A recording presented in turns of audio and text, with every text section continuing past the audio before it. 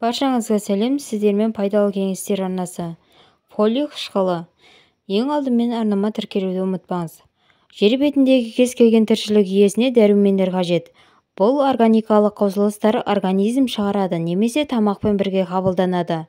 Метаболизмдегі үлкен рөліне қарамастан дәрумендер нөлдік калориямен сипатталады және дене тіндерінің құрылымына енбейді.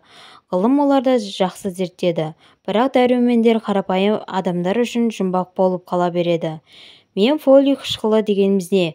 Әйелдер мен еркектерге не үшін қажет деген сұраққа жауап беремін және қолдану әдістерін қай жерде болатынын қарастыратын боламыз. Фолий қышқылы дегеніміз не?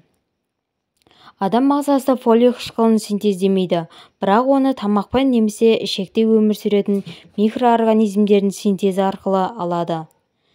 В9 дәрумені көп мөлшерде ашытқы, жасыл көкөністер мен нан құрамында болады. Кейбір елдерде наубайханалар астықты мақсатты түрде фолий қышқылымен байытады. Англияның әйгілі дәрігері Люси Юлс 1931 жылы қыздардың анемиясын позицияда емдеу әдістерін зерттеді. Ол ашытқы немесе жануар бауырының сығындысы анемияны емдейтінін анықтады. Сонымен 30 жылдарының аяғында ғалымдар фолий қышқылын анықтады. 1941 жылға қарай зат шпинаттан алынды. 4 жылдан кейін химиялық жолмен синтезделе бастады. В9 дәрумені ағза үшін маңызды, ал жүктілік кезінде оған деген қажеттілік 2 есеге артады. Фолий қышқылының жетіспеушілігі анемия мен жүйке жүйесінің жұмысының бұзылуына әкеледі. Ересектер мен балаларға фолий қышқылын қалай қабылдауға болады? Біздің денеміз белгілі бір заттарды шығармайды. Оларды тамақпен немесе дәрі-дәрмектермен толықтырып отыру қажет. Мұндай заттардың арасында В9 дәрумені бар. Фолий қышқылын қабылдау туралы мәселе көпшілікті қызықтырады. Өйткені дозасы жасына және денсаулығына байланысты анықталады. Дозалары тәулігіне көрсетілетін болады. Ересек адамдардың тәуліктік мөлшері 0,4 мг құрайды. Гендерлік айырмашылық маңызды емес. Ерекшелік жүкті әйелдер. Еркектерде фолий қышқылының жетіспеушілігінен дозасы 1 мг жетеді. Дәруменнің жетіспеушілігі тұқымның сапасына нашар әсер етеді. Бұл балаларды туа біткен ақауларға толы. Ауызша контрацептивтер В9 витаминін толық сіңуіне жол бермейді. Сондықтан дәрігерлер контрацептивтерді қабылдаған қыздарға 0,5 мг дозаларын тағайындайды. Айта кетерлік, эстроген деңгейінің жоғарылауымен сіз дәрумен іше алмайсыз. Балалар өмірдің бастапқы кезеңінде нәресте фолий қышқылын ана сүтімен қажетті мөлшерде алады. Болашақта дамып келе жатқан ағзаның қажеттілігі біртіндеп артады. Балаға дәрі-дәрмекті тек дәрігер тағайындайды. 1 жастан 3 жасқа дейін 0,7 мг, 4-тен 6 жасқа дейін 0,1 мг, 7 және 10 жастағыларға 0,5 мг, 11-14 жастағылар 0,2 мг және 15-18 жастағы адамдарға 0,3 мг. Көрсетілген дозалар жеке төзімсіздігі немесе қарсы көрсетілімдері жоқ балаларға жарамды. Қолданар алдында міндетті түрде педиатрға хабарласқан жөн. Ал қарт адамдар үшін егде жастағы адамдарға арналған стандартты доза тәулігіне 0,4 мг құрайды. Егде жастағы адамдарға фолий қышқылының жетіспеушілігі жүрек қан тамырлары аурулары мен атеросклерозға әкеледі. Ас қорыту жүйесіндегі проблемалар үшін дәрігер дозаны арттырады. Есту қабілетінің төмендеуімен доза күніне 1 мг жетеді. Жүктілік және лактация кезінде фолий қышқылы. В9 дәрумені жүктілікті жоспарлаған сәттен бастап лактация кезеңінің соңына дейін тағайындалады. Ұрықтанудың жарты айы өткен соң эмбрионда ми мен жүйке жүйесі қалыптаса бастайды. Фолий қышқылының арқасында жасушалар дұрыс бөліне бастайды. Жетіспеушілік туа біткен ақауларға әкеледі.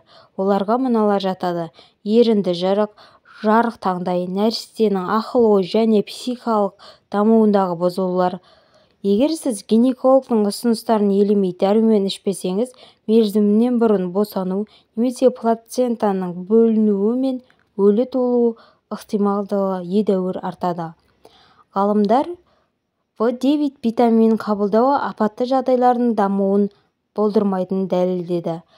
Сондай-ақ әлсіздік, апатия, депрессия бұл әйел босанған кезде әлсіреген фолий қышқылының жетіспеушілігінің салдары. Егер сіз оны қосымшада енгізбесеңіз, мөлшері азаяды және емшек сүтінің сапасы нашарлайтын болады. Тасымалдау кезінде тәуліктік доза 0,4 мг, ал тамақтандыру кезінде 0,6 Сондай-ақ дозалар туралы шешімді гинеколог емтихан нәтижелерін басшылыққа ала отырып қабылдайды.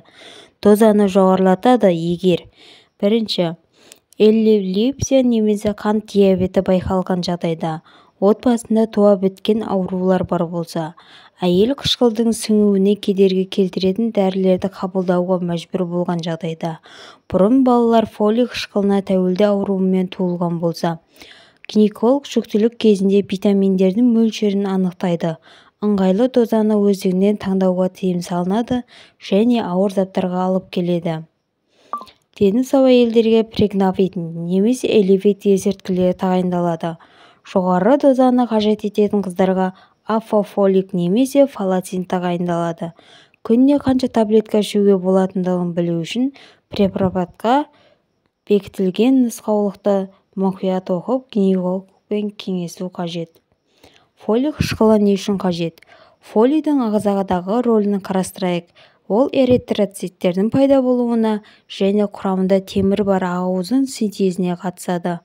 В9 дәруменінің нуклеин қышқылдарының түзілуіне, тұқым қуалайтын ақпараттар мен жасушалардың жаңаруына, сондай-ақ дамуына, өсуіне ықпал етеді. Ал сондай-ақ тәбетті қалыптастыруға да қатысады және ас қорытуды қалыпқа келтіреді. В9 дәрумені организм ас қорыту жүйесіндегі улармен, паразиттермен және токсиндермен күресуге қабілетсіз болған кезде, қышқылдағы асқазан ауруларымен күресуге көмектеседі. Фолий қышқылының артықшылықтары әр әйелдер журналында жазылған. Интернет басылым беттерінде сіз жүктілік кезінде дәрігерлердің денсаулығы мен сұлулығын сақтау үшін жазылуын үнемі таба аласыз. В9 дәрумені ерлердің қабылдауы туралы ақпараттарға әлдеқайда аз. Неліктен ерлерге фолий қышқылы қажет? Ол ер адамның денесінің дамуында қандай рөл атқарады? Жыныстық жетілу кезінде үлкен маңызға ие. Екінші, жыныстық сипаттамалардың дамуына ықпал етеді. Бет пен денеде шаш, өсу, ось қалыптастыру, дененің дамуына және ерлердің репродуктивті функциясының жұмысына әсер етеді. Жетіспеушілік сперматозоидтар үшін зиянды. Хромосомалардың қате жиынтығы бар сперматозоидтар саны көбейеді. Бұл тұқым қуалайтын ауруларға толығып келеді. Фолий қышқылы мен тестостерон еркек ұрығының дамуын қалыпқа келтіреді. Әйелдер, мигрен, депрессия, ұйқысыздық, салмақ жоғалту, сондай-ақ депрессия фолий тапшылығының белгілері болып табылады. В9 дәрумені тіндердің қалпына келуіне қатысады, шаш құрылымын жақсартады, сынғыштықты азайтады, тырнақтарды нығайтады, теріні сергек және тегіс етеді. Жетіспеушілік кезінде қызыл иек, қабақ және ерін бозарады. Фолий қышқылы қан түзу процестерін қалыпқа келтіреді және иммунитетті күшейтеді және қан тамырларының күйіне оң әсер етеді. Тері аурулары үшін маңызды дәрілердің әсерін күшейту үшін қабылданады. Фолий қышқылы оңтайлы гормоналды тепе-теңдікті қалыптастырады және бірінші, қатерлі ісік дамуының ықтималдығын төмендетеді.